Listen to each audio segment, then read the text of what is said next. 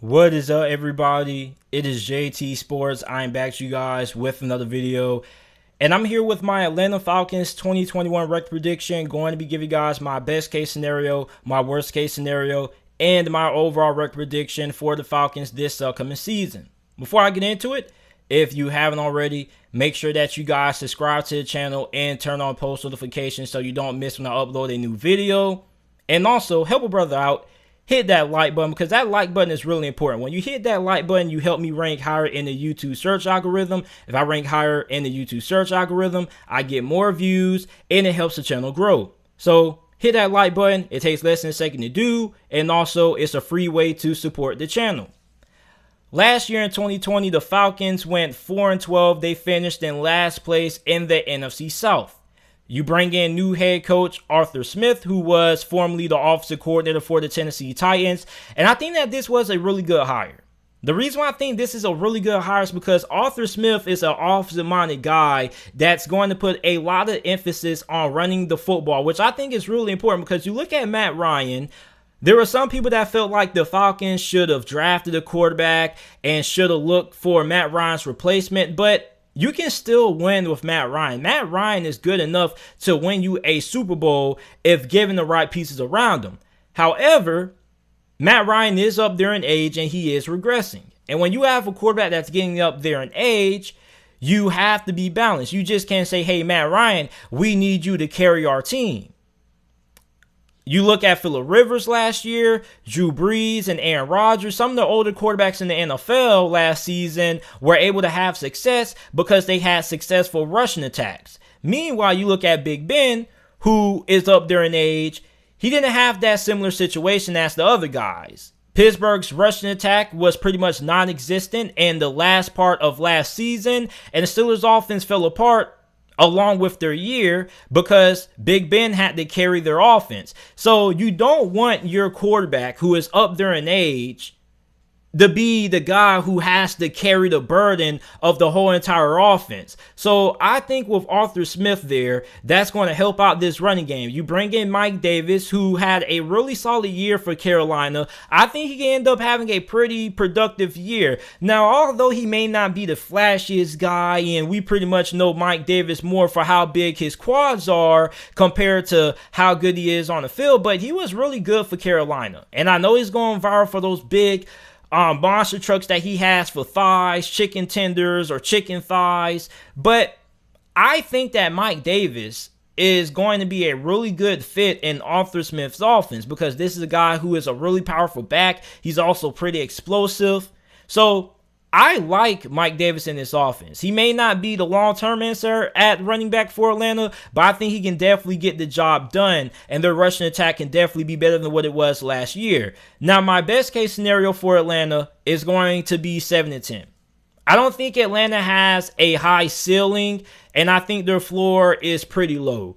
And the reason for this is because, yeah, your offense is going to be able to put up a lot of points, because even though you lost Julio, you have Calvin Ridley, you have Russell Gage, who has been pretty productive for the Falcons over the last couple of years. I think he's heavily underrated. You bring in Kyle Pitts, who is a demon out of Florida. This guy pretty much was unguardable, and he's going to be expected to do a lot of things for this offense. But even though you have a lot of talent on offense, the talent there isn't the same defensively.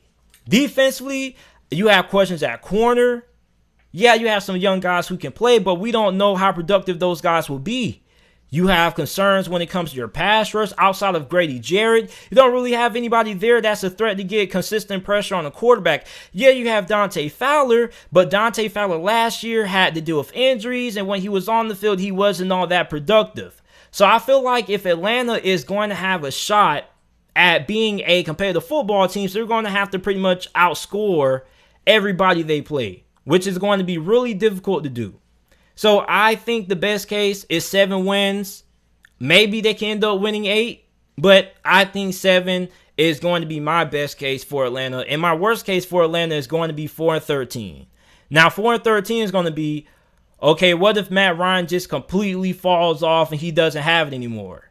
Then you're going to be in huge trouble. because then you don't really have nobody because you didn't draft a young quarterback, so he can't come in. So if Matt Ryan doesn't play great, the season can get really, really ugly if you're a Falcons fan, because you already don't have a great defense. Then on top of that, you're going to have poor play out of Matt Ryan. Yeah, you're definitely not going to be in for a great season, and you might as well turn the TV off if that's the case, because if you're a Falcons fan and Matt Ryan doesn't play well, then yeah, you're probably going to be looking at a quarterback and a high draft pick in next year's draft in 2022. So if Matt Ryan doesn't play well, on top of that, a bad defense, it's going to be a recipe for a disastrous season for Arthur Smith in his first year.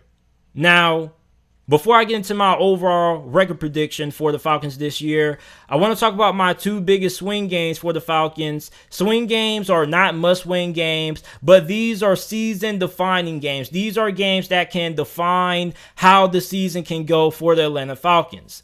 Week 1 against Philadelphia, I feel, is a really big game because you're looking at two teams who are in similar situations. Both the Eagles and the Falcons are going to have first-year head coaches coaching in their first ever official NFL games. And these are two teams that a lot of people don't have high expectations for. And if Atlanta can win this game, then they start their season out on a high note, and maybe that can get them some momentum as they have a pretty tough 3-game slate after this. You have to play the Bucs, the Giants, and you got to play Washington, which this Eagles game may be the only game that you may be favored until your next swing game, which is week 5 against the New York Jets. This is a big game because after this, you have your bye week, and then after that, after your bye week, you have probably the toughest stretch after a bye than any other team in the NFL. And that Jets game may be the last game that you probably have a chance of being favored to win. And then after that bye week, it's really tough. You got to face the Dolphins on the road, which that team is going to be really good. The Panthers, which is going to be a really interesting team, a really good football team that could make it in. You got New Orleans week 9. Then you got to go on the road again to face the Dallas Cowboys. Then you got New England on a short week, Thursday night. You got to face Jacksonville, which you could be a favorite to win that game on the road in Jacksonville. You got to face the Buccaneers week 13. The Panthers again on the road. San Francisco, Detroit, the Bills, and the Saints. So after that bye week 6, man, Atlanta probably could only have 2 games that they may have a chance at being favorites to win, because that schedule is absolutely tough. You're playing teams that have legitimate shots of being in the playoffs and being a threat to make something happen if they get in, like the Dolphins, New England, and Carolina and San Francisco. So my overall record prediction for the Falcons this year is going to be 5-12. You look at this defense is going to end up costing Atlanta a lot of games. And as a Falcons fan, you're probably going to look at the end of this year, you're going to say, okay, we went 5-12, but at least we were competitive. And that is going to be true. I don't think Atlanta is just going to get blown out by everybody. But I think that Atlanta is going to be in a situation that their defense is going to be on the field with the last 2 minutes left of the game. And they're going to end up costing this team a lot of victories. So I think that Atlanta could be in for a tough year because of how bad that defense probably could be this year. And the offense is going to be able to put up a lot of points, but as we already know in this league, like the Las Vegas Raiders, you cannot score everybody. You got to have somewhat of a defense. You look at this NFC South division, Carolina has a pretty young and up-and-coming defense with the young studs that they have in safety Jeremy Chin, who is a finalist for Rookie of the Year on the defense side of football. You have Brian Burns, who may be the most underrated pass rusher in the league this year. You have Tampa Bay. We know how great their defense was last year. New Orleans defense is pretty solid.